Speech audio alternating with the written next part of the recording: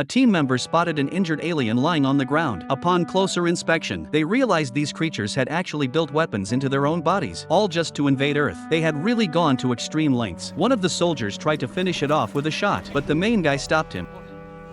He began dissecting the alien right then and there, trying to find a fatal weakness, but no matter where he cut, the alien just wouldn't die. By then other aliens had already stormed into the building. One of the team members fired like crazy, buying time for the lead guy. Finally the protagonist peeled back layers one by one, and eventually discovered the alien's weak spot was on the right side of its chest. There was only 1 hour left until the entire area got bombed. They had to get out fast. It would take them another 30 minutes to reach the safe zone, but just then, they spotted a swarm of alien aircraft heading toward downtown Los Angeles. They had no choice but to pull over and hide, and turned on the radio to report the aliens' movements to HQ, but the signal got intercepted by the aliens. One of the aircraft immediately broke formation and flew over to scout their position. The main guy quickly told everyone to shut off all electronic devices, including radios and phones, but he grabbed a radio and ran out on his own. He ran to a nearby gas station, purposely turned on the radio to lure the aircraft in. Sure enough, the aircraft took the bait. The main guy waited for the right moment, then tossed a grenade, blowing the aircraft to pieces.